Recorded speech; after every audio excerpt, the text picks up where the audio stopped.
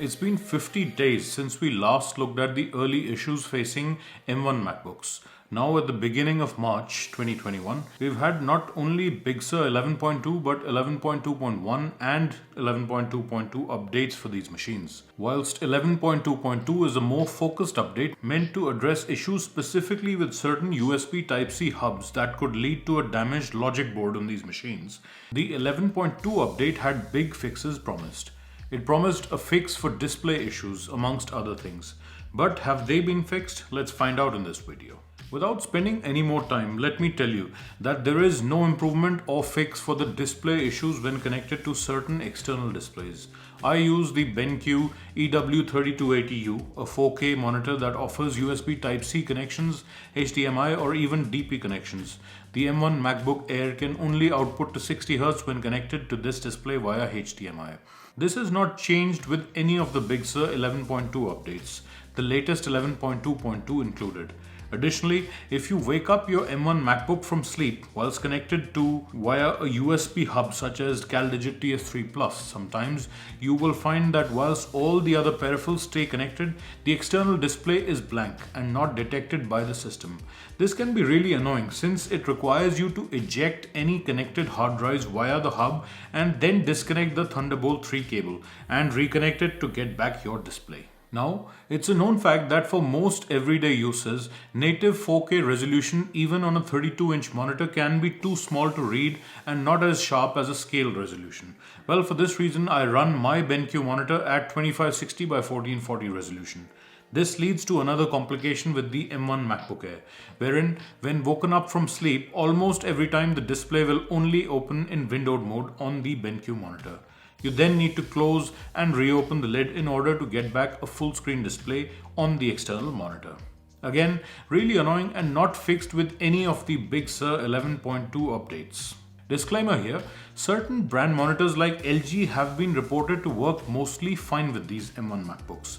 But unlike the Intel models, you may run into issues with certain brands, so do your research before settling on a combination. I would probably be more forgiving with the MacBook Air, which is intended to be used as a laptop mainly, but less so with something like a Mac Mini, which is a desktop. It's good that there's a built-in HDMI port on the Mini.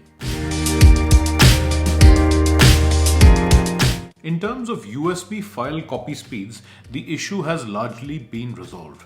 A 7.53 GB file that took almost 53 seconds to copy to the internal SSD from a Samsung T5 SSD when the M1 MacBook Air initially came out now only takes around 19 seconds for the same.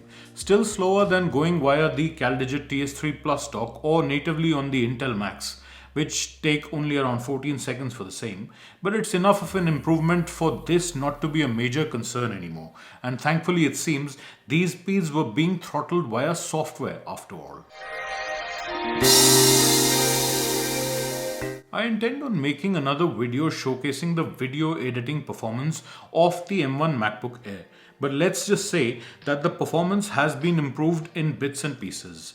Unlike MacBooks with dedicated GPUs, on application of transitions or effects, the timeline will occasionally lose audio. But a small 5 to 10 second break will be enough for the background render to finish and restore this back. The good news is that this itself is less of an issue now, even from when we last spoke about this.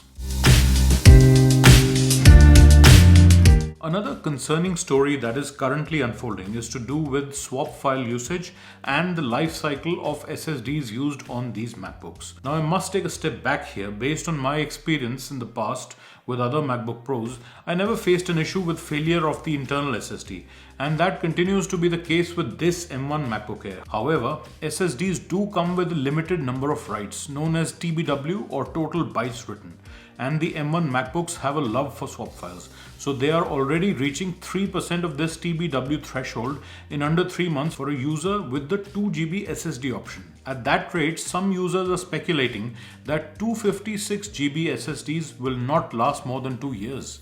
A number of articles from leading tech websites are available to read about this, and I will link to them in the description. So even though this has not affected me as yet, it is concerning enough to mention this, if only to emphasize the added benefits of getting more RAM from the start. After all, with the SSDs on these machines being soldered on, the only solution is to replace the entire logic board once these fail. Do check out my video on how the 8GB variants perform in the real world and whether you need the 16GB RAM upgrade.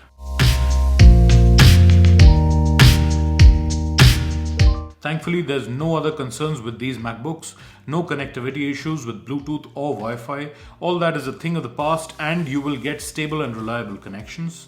If you're facing any issues under these areas, then make sure your Mac is running the latest version of macOS Big Sur.